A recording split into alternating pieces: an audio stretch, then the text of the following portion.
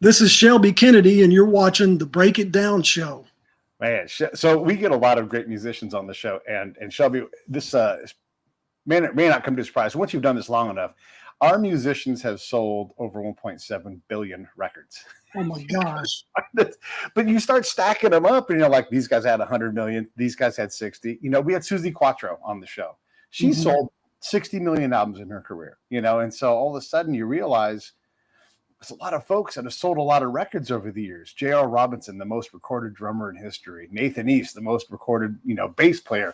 Eric Clapton's bass player. All these different folks that have been on the show. And it just tickles me when we get a chance to do this. By the way, there's John jumping in, saying hi. So I'll let John introduce himself to you, and then we'll go from there. Okay, great. Hey, Shelby, it's nice to meet you. Good to meet you too, John. Thank you for having me. Since I'm just jumping in here, I just want to, for our listeners, in case Pete hasn't said so already, Shelby Kennedy is a songwriter and has done a lot of singing on records that we all know and love. And he's been around Nashville for a long, long time. And we wanted to mine your experience for all the great stories, and also to talk about the direction of the industry, the direction of, I think, the creative process, and get your thoughts on how those things are evolving. We'll love to do that. And you know what? Right now, when you think of music business, I tell everybody, we all know the music is the creative part. Too, John, you're a musician. And it's like we understand the creative, but the business part of the music business, we have arrived to where the business has to be just as, if not more, creative than the music. So the good news about this for creatives, the music creators, they're built to go places where the voids are, opportunities. They create something out of nothing. I think our business is going to have to do the same thing. I think we've got to go places we are not. So the opportunity sounds weird, but opportunity is where it isn't. And that's where we're going. So it's fun to think about. It's fun to talk about. It's fun to brainstorm. It's a great time to be creative doing business.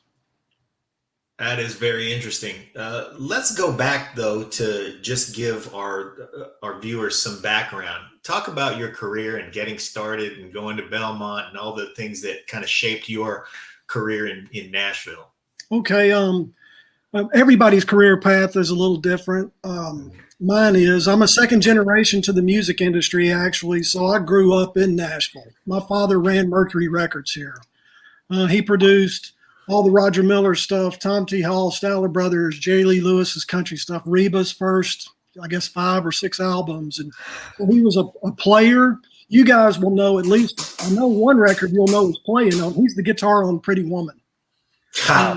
Yeah. So that's my father. He's a musician, Hall of Fame guy too. So being the producer, player, running Mercury Records, I grew up around a lot of artist development. And it just so happened these artists were writers as well.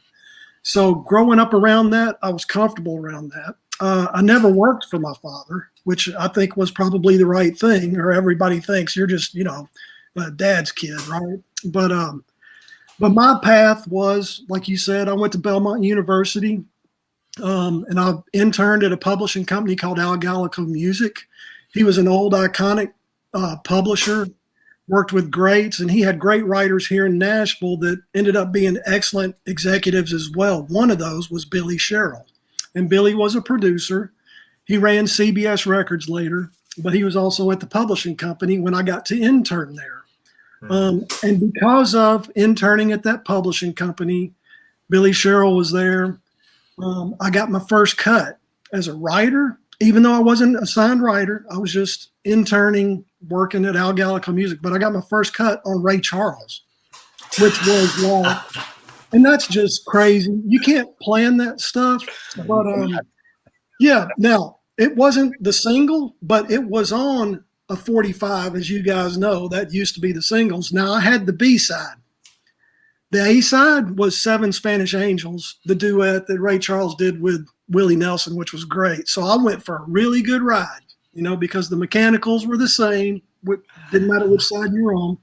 So So I got to do a little writing while I was there, and I started singing on demo sessions, just helping writers out, and as you are hanging around those types of creatives, you find yourself with lots of different opportunities, which I took advantage of. So I worked at publishing companies during that, singing, writing because I could. I enjoyed it. And so my path from publishing companies, I jumped to ASCAP. So I don't know if a lot of people have heard of ASCAP, but it's a performing right organization. And PROs, they pay songwriters and publishers for their broadcast performances. So I worked there as an executive for 10 years.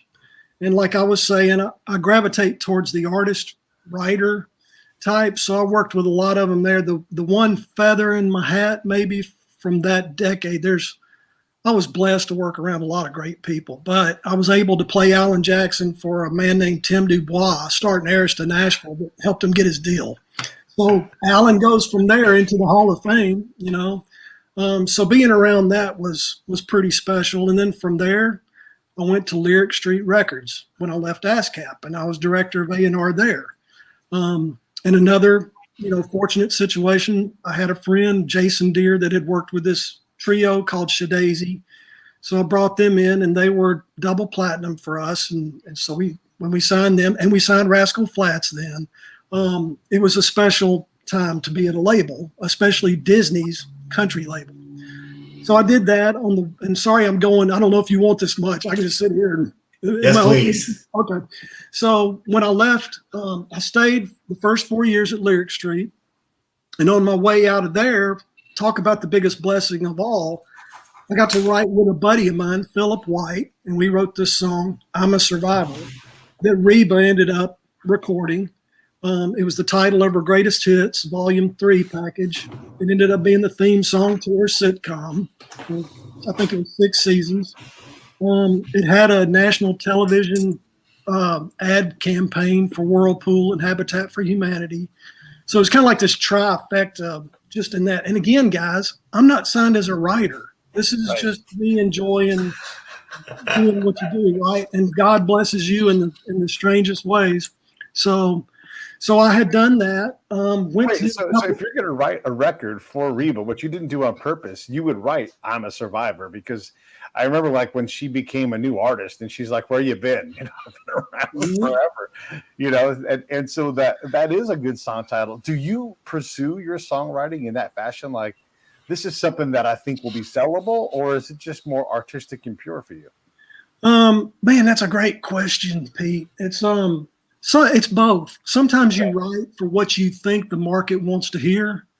And then sometimes you write just because you think that thought, If I was a signed writer and I was paid a draw and I've got to write so many and get so much activity, I'd probably be more geared about, is somebody going to record this? Is somebody going to record this? Is somebody going to record this? But for me, it's like, do I enjoy writing what this idea is? And I can tell you that particular idea. It's interesting. Me and a guy, Philip White, we write this, but it's a female song. We're a couple of guys, right? Which I think there's a lesson to learn in that. I try to tell writers to write from the listener's perspective, from the audience's perspective. We're guys. If we wrote a guy's song, it may not be believable to the female. I don't know, because we're making stuff up. But when we wrote a female song, we became the correct editor to see if that's believable or not, because the audience wants what's believable, not what's fabricated. I mean, that's the reality TV shows, right? It may be scripted, but people have to believe it's real to tune in. So that's the same thing with writing some of these songs. So back to what you were saying, you do a little of both.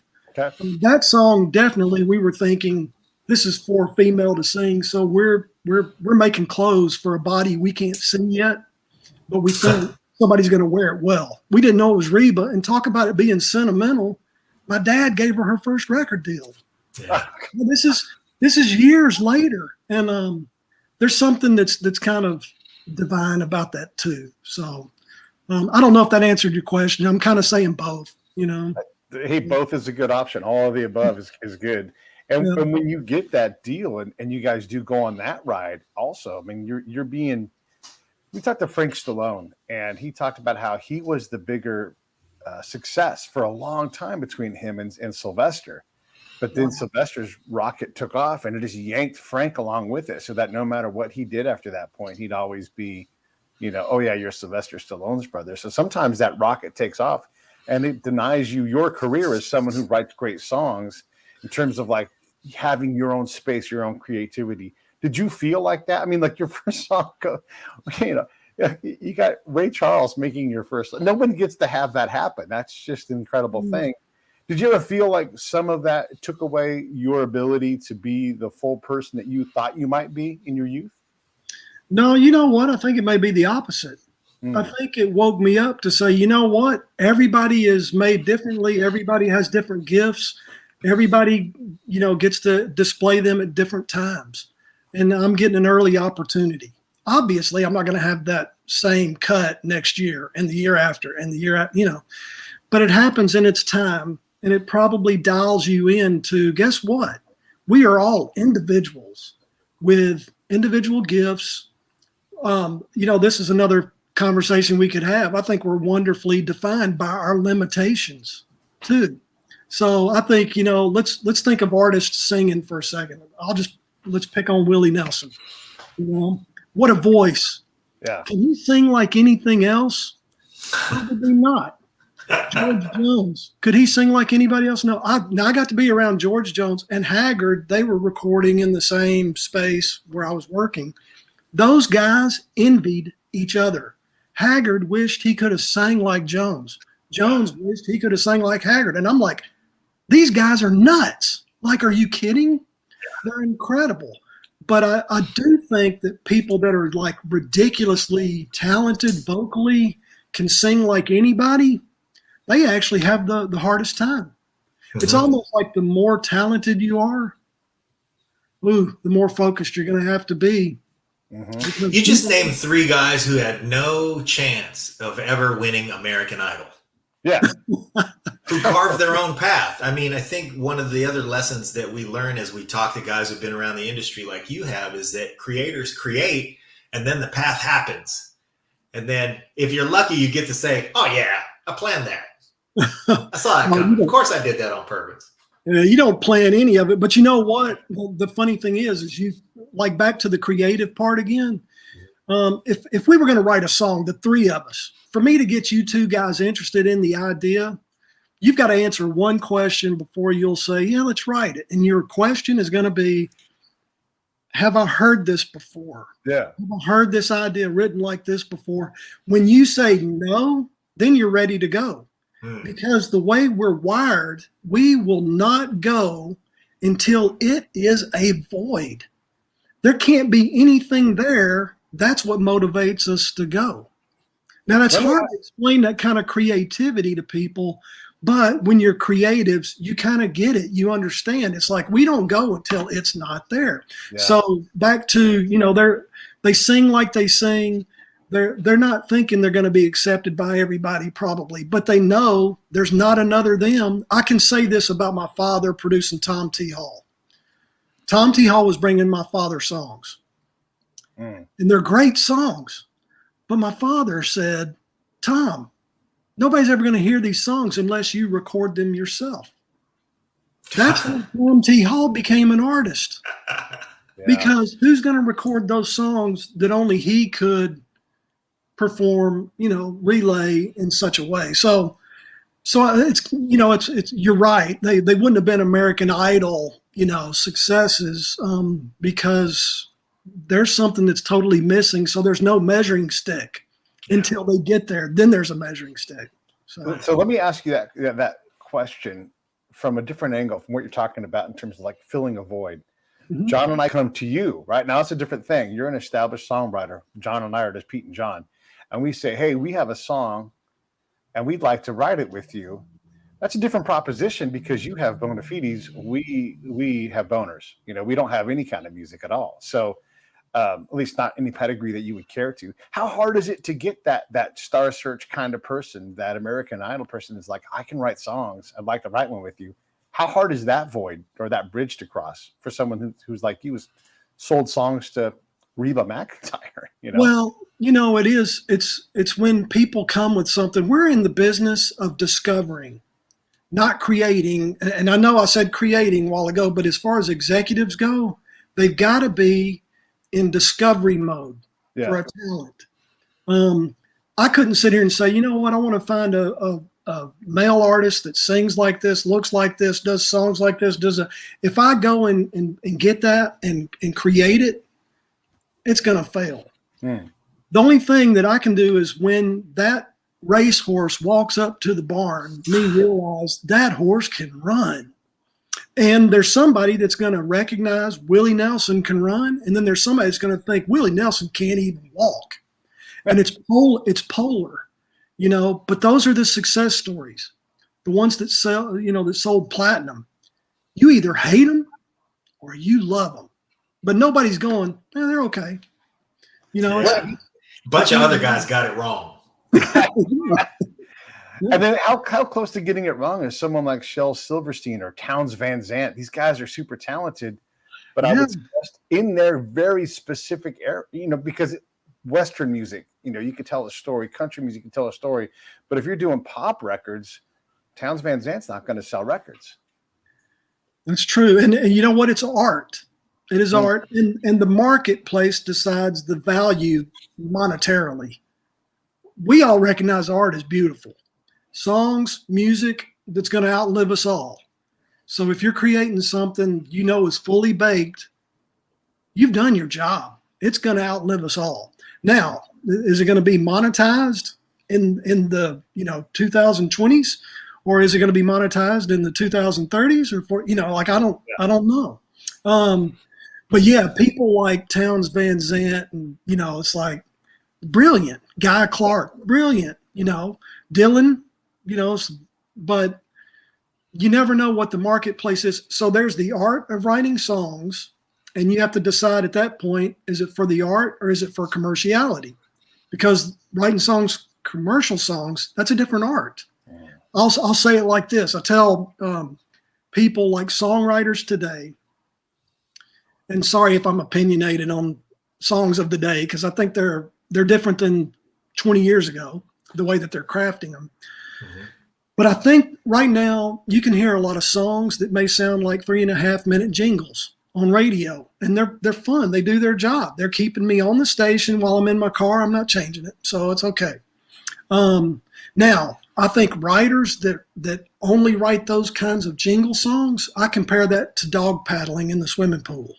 Now, the dog paddler, if they're in the Olympic pool, because that's the big pool, a lot of people think because they're in the Olympic pool, they're an Olympic swimmer. But they're really dog paddling, right? So there are swimmers that swim deep. The good thing about those writers that really learn the craft, the people you were just naming, if it's a Guy Clark, a Townes Van Zandt, those swimmers can swim deep, but every swimmer that swims deep, they can dog paddle, no problem. It's just the dog paddling writer that never learned to swim might drown later on if the market comes around needing deeper songs. So it's interesting to think about, but there's the art of writing songs, and then there's the art of writing commercial songs, and they can be different. Yeah, you learned a lot about the art of writing commercial songs in your experience growing up and in the years you spent at ASCAP. And how has that influenced your process? Do you hear that bell ring and go, oh yeah, okay, here's something that I think the marketplace will accept, or here's something that I think is filling that void? Yeah, and look, I can be wrong. We all can be wrong. It's really just a matter of opinion at some point. But let's just say instead of songs, let's just say we all work in wood crafting. The three of us could go to a furniture store. We could walk in and we could sit there and look at this couch. The first thing we run into, and I'd be, guys, look at the wood carving on the arm of this couch. Look at the grain, the stain, the way they cut. It's beautiful. And then this couple walks up and says, oh, yellow, white stripes. Let's get it. And you're like, did you notice the wood? They went for yellow and white. That's material. That's the cheapest thing probably on it. They But bought the Panther coffee table with the piece of glass sitting on yeah. So it's one of those things where we have to. It goes back to the audience. They're kind of going to dictate what's commercial. it. Mhm. So it's all a guess. When I'm working with writers, or I think back to the ASCAP years, or I worked at BMI as well. I'm the only person that's been an executive in both of those. Wow. I know. So, but being in those worlds, you realize who can Those are swim. two different spectrums in the music business too, or opposite sides of the spectrum in the music They business. compete with each other, but they're all trying to do the same thing. Yeah. And actually, I love both of those places. The blood is good with me because they are fierce competitors. Okay. But the thing about working with the writers, and identifying, look, a swimmer, somebody that can swim. Mhm. But it goes back again to, well, of course they can dog paddle. So you just notice swimmers because they can do it all. What if you're like the world's greatest dog paddler, though? Like, and this is in no way derogatory towards the person I'm going to mention, but Randy Newman can dog paddle the fuck out of the deep into the pool and whoop everybody's ass, but he's super jingly. Mm-hmm. But you know what? I think he Yeah. swims. I think he swims deep. Yeah. Oh, I totally think he swims Yeah. deep. I Yes. just think he's down there dog paddling. But seriously, those are my favorite writers. Okay. It's the deep swimmer. Like I could sit here and name in the country field. Bob McDill wrote all of Don Williams songs. He could write with a shovel. But he could write with a pen too. Don Schlitz, a shovel. But no, he can write with a pen. Or, it's like you just think of these writers that can write deep. Because there's something so simple, and it usually is so brilliant that it's forever and ever amen. But that guy can write deep songs, but it sounds, it's just understanding that the difference between writing, the art or commercially, it's just those guys. So Randy Newman, yeah, he's a great example, I think, Pete, of exactly what we're talking about. Swims deep, but can dog paddle and, like you said, knock you out at the surface. He's great, Yeah. Yeah. I got to mention too just because Howard Hessman died the other day. He, that jingle for WKRP is that guy clearly is a jingle writer as well. But that song will stick in my ear to the day I die. Like it's just so perfect. And I don't care that it's dog paddling. I just love to sing it. I love. Randy Newman wrote that? No, he didn't write that. No. It's another guy. Yeah. His name was like super simple, like Tom Smith or something like that. But It is brilliant. It's the lyrics are great, the tune is great, and it's a jingle. But I love it. I love that song. Yeah, well, there's something to say. There's lyrical hooks in songs, and there's musical hooks. And then I could say, hey, Pete, how much is that song really worth? Because it's staying in your head. How many times are you streaming it up here? Yeah. That's a whole other discussion where everybody's talking about the value of copyrights. And the truth is, as a writer, you'll never get paid enough of what it's worth. You really can't. And you can't value that like the person that hears the song one time and it stays in their head versus the person that heard it 10 times and never think about it. How much is that worth? I mean, it's different. Music is totally different. It's hard to quantify the value of a copyright. That's just another discussion, but I mean, it really is, it's everybody's talking about it, but the beauty of it, it's going to outlive us all. Whatever you write, it's going to outlive us all. There's value to that, Yeah. On the topic of quantifying, though, I'm a survivor being a theme song. I imagine. I think we imagine, but I'd like to hear, not necessarily specifics, but help us, put some meat on the bones that we're all sort of intuiting that a theme song really fetches a writer a nice living for a while. Is that true? Yeah, it can. And I'll tell you, even in that deal, I don't know how much I should go into it. Actually, I did some things creative to make that actually happen. Okay. Because it really wasn't, it wasn't exactly trying to make as much as I could with it. We had a hit country single that was going to come out, and we knew it was going to be number one. Mm-hmm. I'll just tell you what I can on it. Who knows? Yeah. I may tell you all of this, but nobody get me in trouble. But so we write the song, and this is a great story. So we actually, my wife, Sherry, has a friend, Cindy Owen. She worked for Reba, and Reba was in New York doing Annie Get Your Gun on Broadway.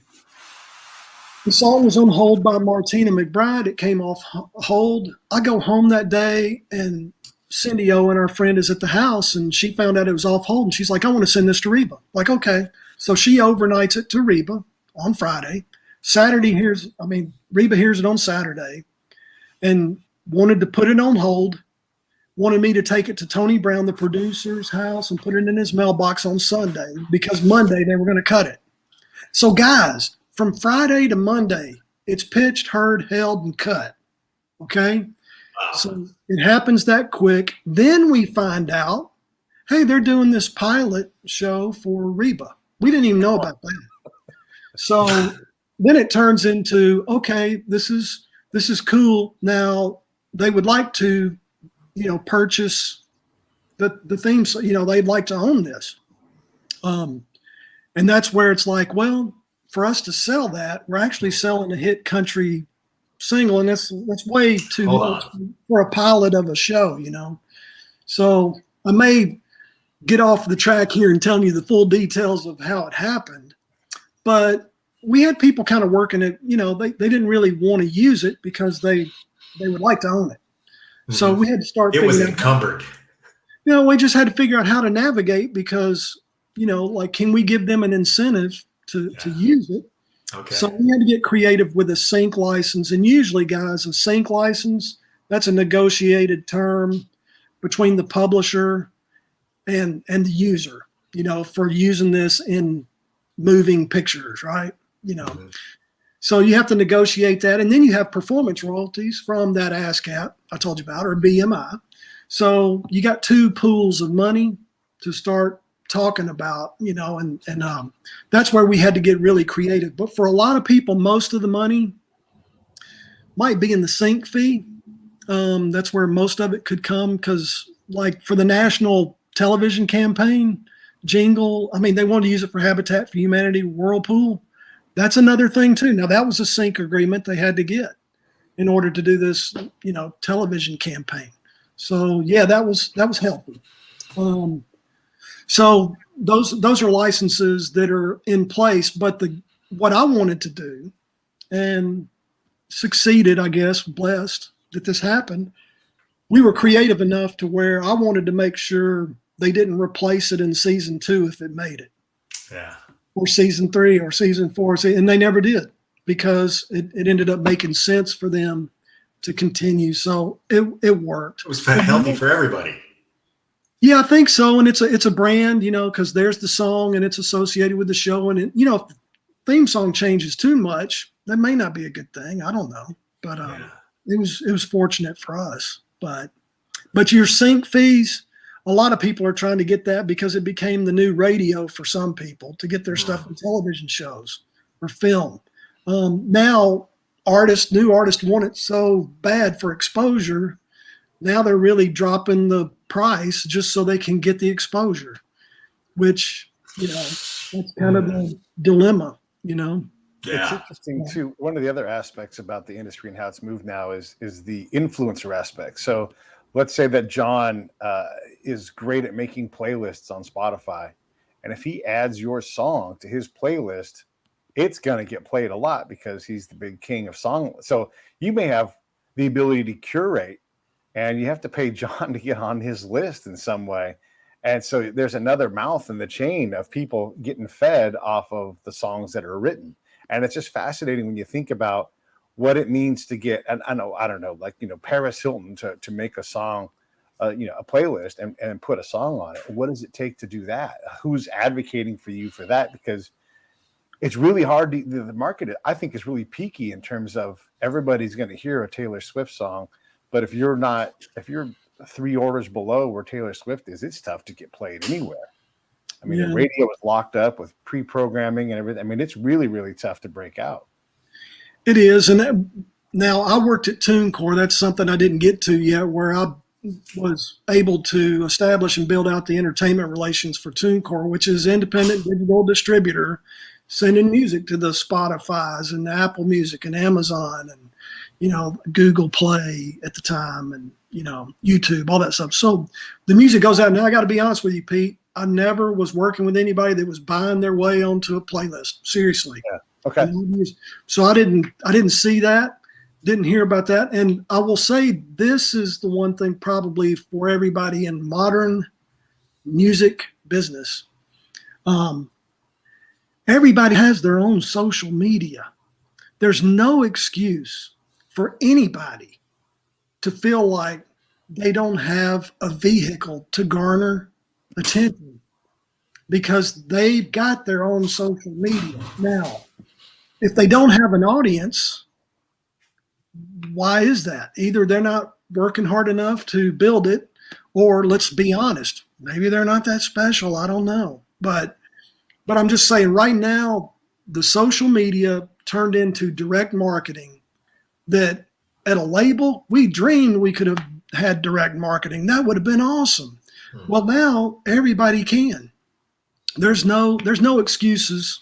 It's either not working hard enough or maybe not special enough, So that's kind of how I look at that. So if I'm living and dying by being on a playlist, I'm not. You're dying. I'm not living enough. It's Right. like there are other places to live.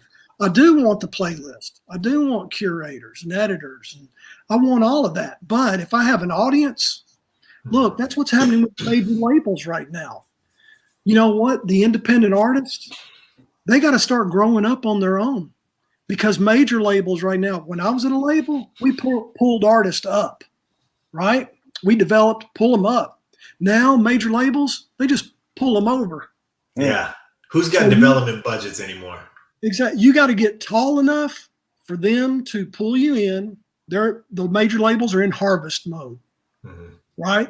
So they'll pull you in if you get tall enough. But if you get tall enough, you may not need to go in. You may not need them. Yeah. Exactly. So we're kind of it's a wonderful place for independent artists to have their own tools if they have their work ethic in check and they're special enough. This is all going to work out good. So anyways, I'm very optimistic about how the industry is evolving for the true special creatives that have the work ethic. And I tell every manager this, anybody, if they're outworking their artist, run. Right. Don't work with them, just run. I don't care how talented they are.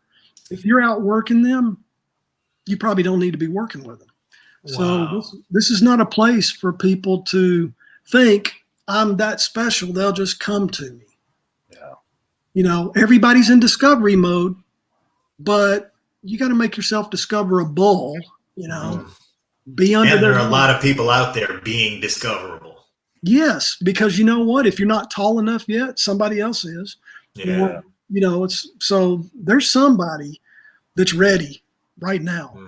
And then there's some that, like I said, they don't need to go into the major. They can do it on their own, and it's a different scale. I mean, you can go into a major label and look, I got to have lunch with a guy one time, major label, was the attorney that did all the deals, West Coast. And I asked him, I said, I'm just curious, what percentage of artists are really profitable and that you're signing? And at the time, it was like, it's 5%. Yeah. And they're carrying, the rest of the label.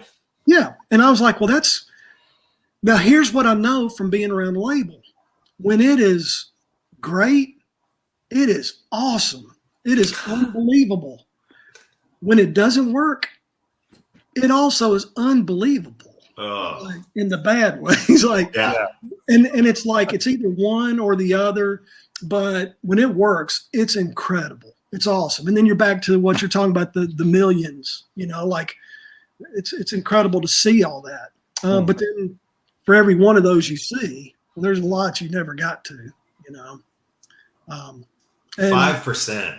That's what it was. That's what it was then. Yeah. That's been a while back. So So I don't know. I mean, now the business has changed too because the 360 deals and there's live. Selling tickets is what it's about for most of them. It's the music, the recording. That's the commercial.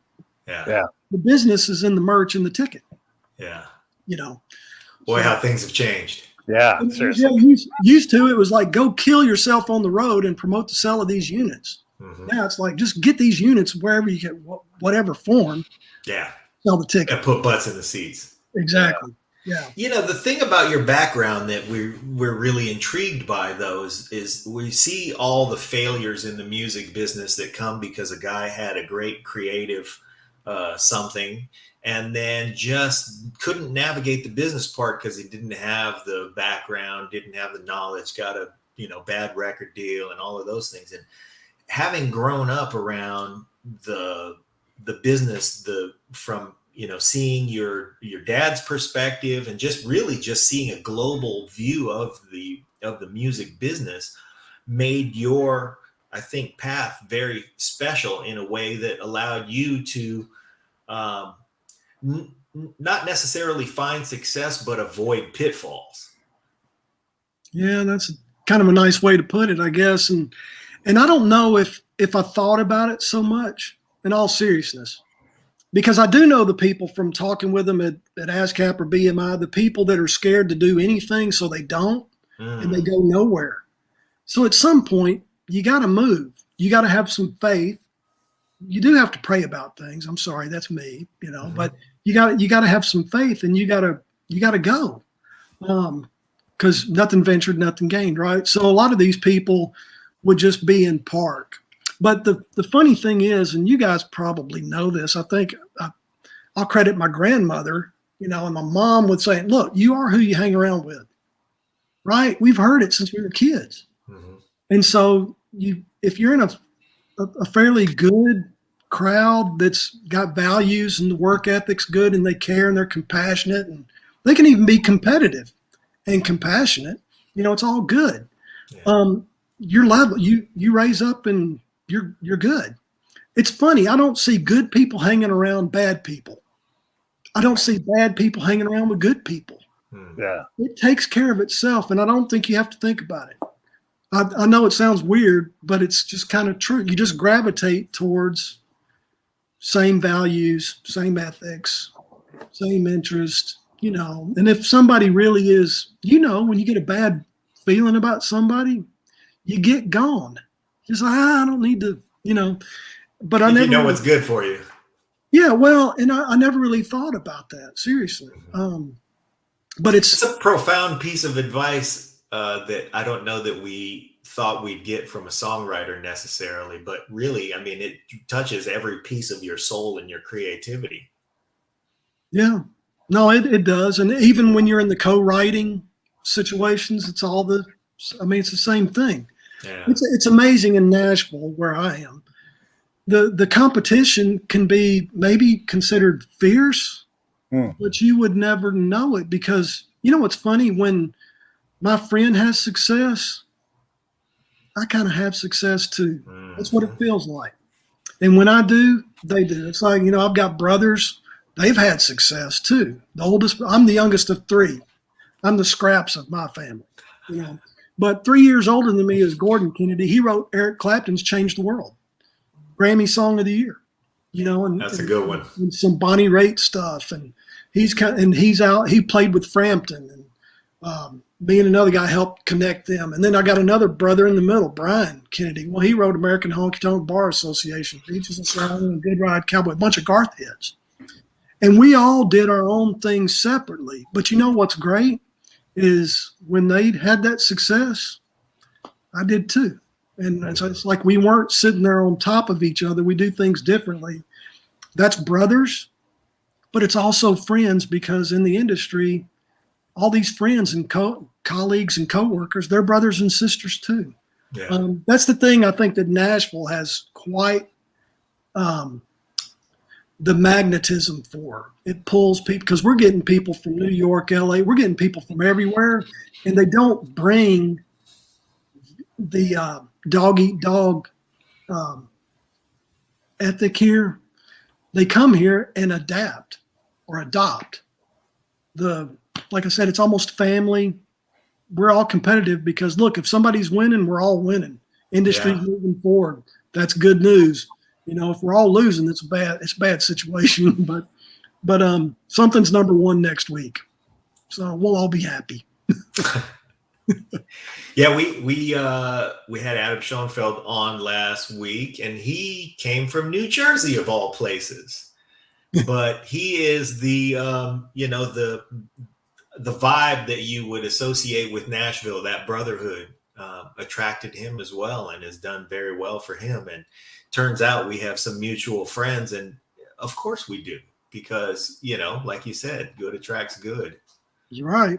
So what a place, and what an upbringing you got to enjoy. And I think that if we look back at that, and you look at how your creative process has evolved, and because you've been a collaborator with people, talk about where you are now, like at the point of your career and life, and how your creativity is different now than it was, in years past. Yeah, no, great question. I'm right brain, left brain. I'm sitting there talking about the brothers. I'm probably, in my family, maybe my father is a little bit, but I may be more than him, right brain, left brain. I don't know. So I've gotten a belly full of the experiences that a lot of people might want, right? So it's not, I think all those experiences are not for me to hoard and just say, hey, I had these, too bad for everybody else.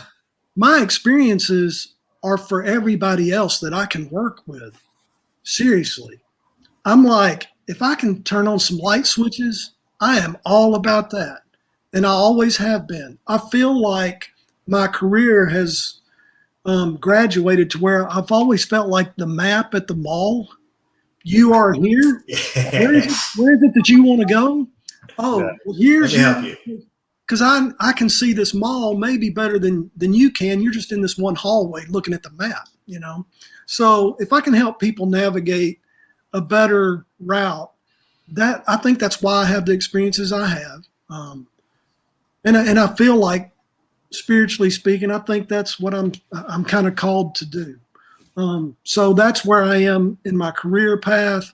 It's put me in places to work with all types. But get people to understand what they never would have understood until we spent some time together. I talk a lot in analogies to give people an idea of what they, what it's like, what they really need to see. And again, that's fun because I see a lot of people not being as creative as they are. And that's the one thing that kind of drives me crazy is when people come in, and not to get sidetracked, but it's like people may sit down and they may talk about what they're trying to do in front of them. And I'm trying to get them to see a bunch of dots that they could connect. And they wake up and look for 2 dots. And I'm like, you got way more dots than what you're looking at. And where most of it usually is? I tell people this, like when you look over your shoulder at your career path to this point, you walked on a lot of bricks to get here. A lot of people think their past is supposed to be their past. And I'm like, no. Those bricks back there, that brick back there may be the one that's supposed to be right in front of you to walk on. I think our career paths are not always linear. Yeah. I actually think they're circular, right? There's a reason why you knew those people at that time, because we're coming into a period where this has a different, power to it or purpose to it. So in my career, I'm trying to help everybody do, I don't know if you guys were sports, but that was another thing too. When I was in college, I was an assistant football coach at the high school I went to. They kept me there to coach after I graduated. And there's that part of me that even though as a player, you really know your position, you know what to do, you can do, but when you're in a coach kind of situation, you get a different viewpoint. You have to see everybody's position. And then you can communicate it better because I know what it's like to stand in the shoes and play that position. But I didn't know that I'm doing this because this position has to do that, Yeah. And you start seeing, and it's almost that way with the industry. as it evolves. And I do think I'm farsighted. I'm not nearsighted. I'm looking at the horizon because, again, we're wired to see the void. We're going somewhere we're not. So have to be farsighted in this deal. We can't just be nearsighted. If so, the days are numbered. Yeah, Pete. We had John Mosley on the show. He's a coach. He still is a coach at a junior college in Southern California, and he was on one of those Last Chance U seasons. And he's a basketball coach, and he's full of inspiration. He's full of scripture, and he's screaming at these guys and imploring them to be a better version of themselves. And of course, they get head down and they don't want to do it. And he's like, "I believe in you guys more than you. Like you guys don't know how close you are. You don't know what this path is and how hard you have to work to get there." And you just explain it to them. And then some of them start to realize, like, oh my God, this guy's actually on my side. That's why he's pushing me so hard in this direction. But we're all too dumb in the moment to like realize that this guy loves you, and believes in you and your ability. And that you have the stuff. Yeah, he's like, "You've got this stuff. I've been down this path. I know these bricks. Will you stop and look at this one? Spend time, polish it up. Go see Rick over there. Go see Tina over there. You have to talk. You have to do these things along the way, but I believe in you more than you do right now. So please, work on this path. Let's do this." And down the road, the light switch may actually come on for somebody that didn't see it at the time. Yeah. Yeah. And they'll be like, but what's funny is I bet you Mosley one day will run into that person and it'll be probably 8-10 years later. Yeah. And that person's going to say, when you told me boom, boom, boom, boom, boom, because that happens all the time with me. Mm-hmm. I have people come back and say, you remember when you told me such and such? I'm like, no. No. Did I say that? But it meant something and it stuck and somehow it applied. And that's when you feel like it's not me telling them. I think I'm probably a tool and more of a divine, And the other thing with that path, in this case, these guys all want to become professional basketball players. But John's like, yeah, maybe, that's a long, long way. But we are going to get you an AA degree. We are going to get you on to the next college. Going to do my Danvers to get that paid for. And what you find out is that path that these guys are on is not a path to the NBA. Maybe one of them every 5 or 10 years, but most of them are going to go on to do something else. And they're still on that path, but they're just too short-sighted to see it. Yeah. No, the divine plan, it's like you can't see that in the moment, but you will later. That's another thing I tell everybody when you look over your shoulder at all the best things that happen in your life. None of those things were planned by you. Yeah. None of them were planned by me. Yeah. I mean, the stuff I planned, we are not going to talk about today. I don't want to do that. So but it really is that way. It's like, it's just, you live through it and clarity does come.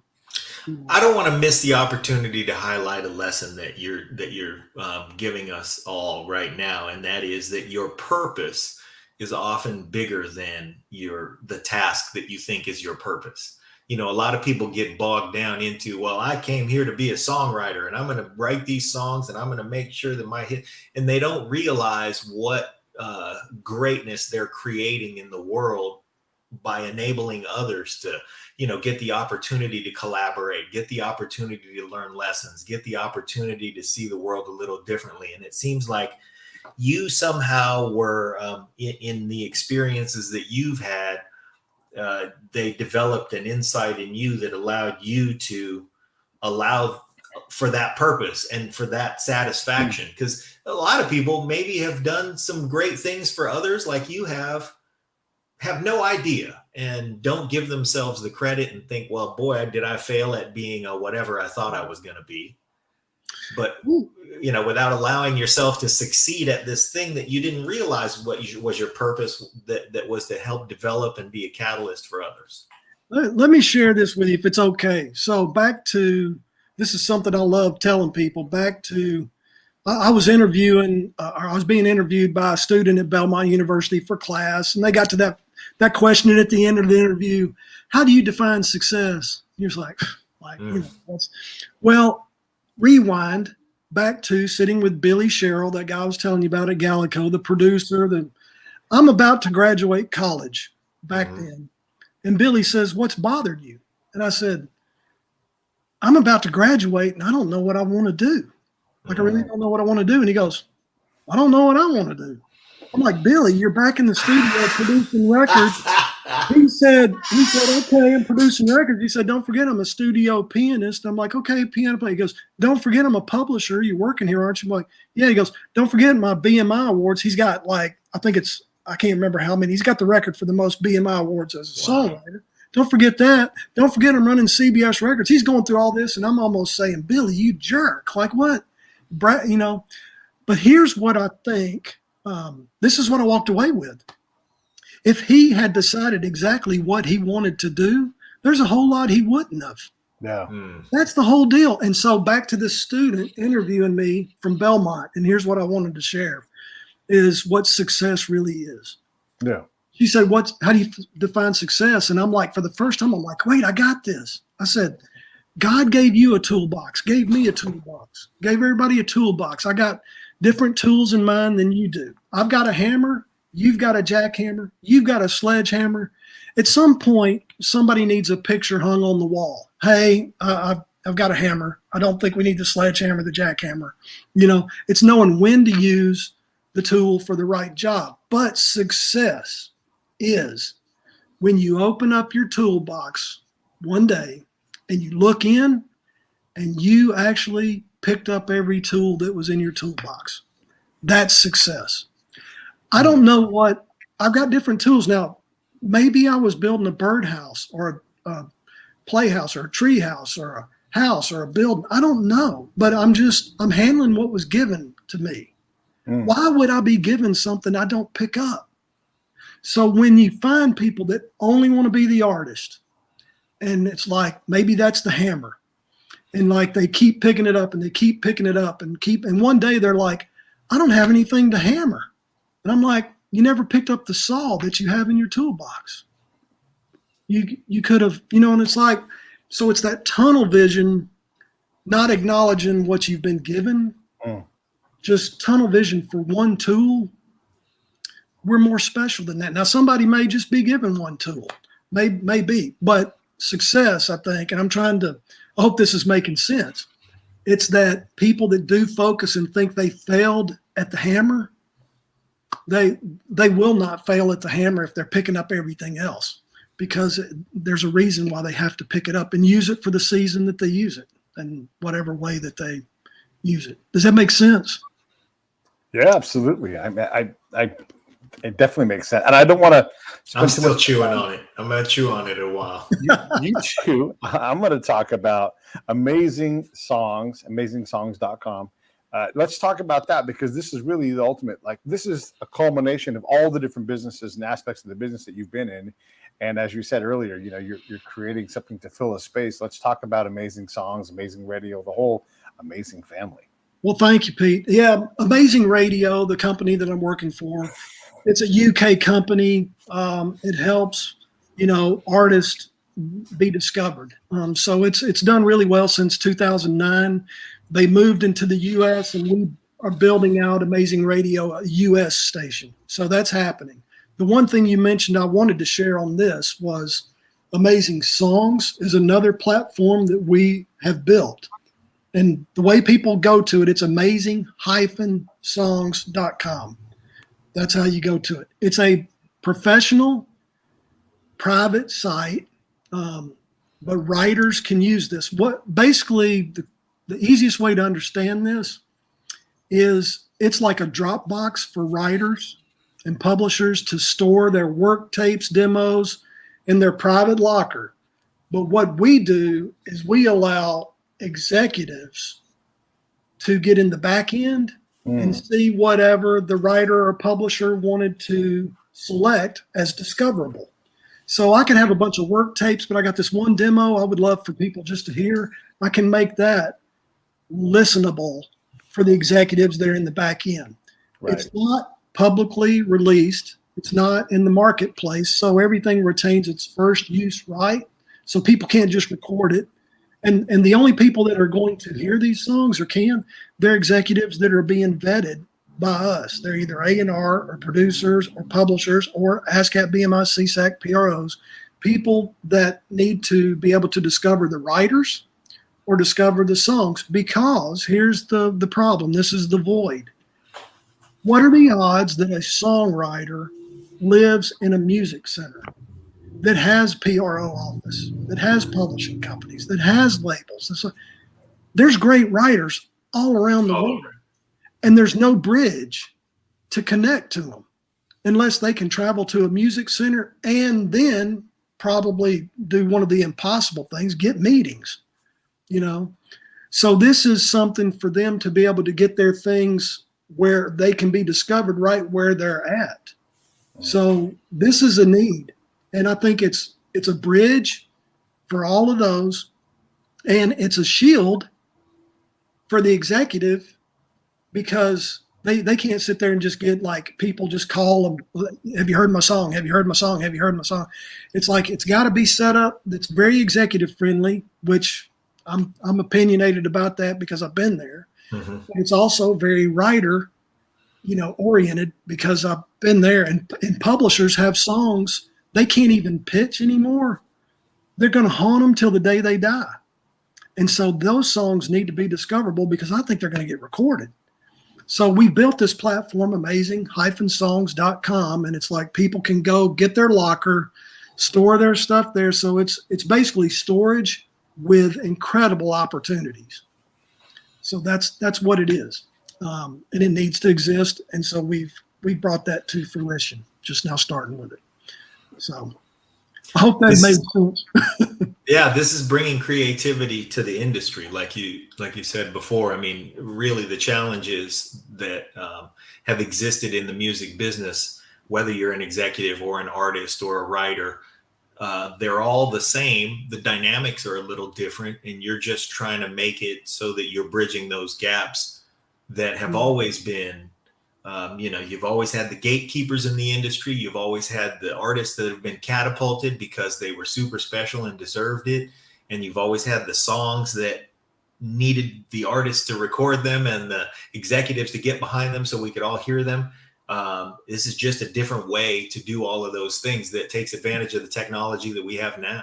Yeah. And it's funny, as an executive, I think back to, I was at a place where I had to depend on somebody referring the good writer to me, or somebody bringing me that song. Mm. And what are the odds of that? I'm like, let's go back to another analogy, but it's like if you're going to go to the mall to buy clothes for me, good luck getting something that fits and something that's in the style that I would wear. But now, if you could bring the mall to me, let's do that. Yeah. Because if I can be at the mall, I'll buy stuff. Yeah. But what are the odds that you pick the perfect outfit? And that's what people are doing when they pitch a song. They're hoping it's the perfect thing that fits at the perfect time. That, but if it's on my terms as an executive or producer or A&R, okay, now I can go, I'm in discovery mode. I can discover stuff. And it's like, that will fit. Somebody would have never known that would have fit. So it's kind of back to that again. It's like we've got to get things set up to where things are discoverable, not depending on a referral, because that means my success is at the mercy of that. So yeah. Oh, I love it. That's fantastic. I don't want to take all of your time, because I know we're going to run short on time here. But was there anything else, John, that you want to ask in closing? I would like to ask that we follow up with you at some point, see how you're doing. And then maybe we do this a couple of times a year, because I'll say selfishly, I've enjoyed this conversation so much and I've gotten so much out of it. And it's not all music business. It's life philosophy. It's, like you said, the definition of success, you just took that and shined a whole different light on it, or put a whole different lens in front of it. And I'm going to chew on that for a while, and I'd like to chew on it for a little while, and then maybe talk back with you in a couple of months and see how you're doing, and see how amazing-songs.com is doing, and just kind of check in. That sounds great. And guys, I've really enjoyed this. And John, if you're chewing on a wall, I hope you don't throw up. But guys, this has been fun. I love to talk shop. Okay, good. And all this. So I really enjoyed the time. I really Yeah. did. Thank you so much. Terrific. All Yeah. right, stand by for. Oh, go ahead, John. No, I was just going to say our guest today has been Shelby Kennedy. I hope I don't embarrass you by saying the great Shelby Kennedy has been our guest today, and it sounds like will be our guest in the future a few more times, hopefully, pretty frequently. So thanks a lot, and I hope everybody enjoyed. Stand by. Hey, thanks for watching the show. I really appreciate it. Right here, you can subscribe. Please do that. It makes the show grow. Hit that notification bell so you know which incredible guest is coming up next. Down below is the PayPal link. You can put a small subscription in. That is an enormous help. All that money goes right back into the show. And then right up over here are the next episodes you should listen to, curated by yours truly.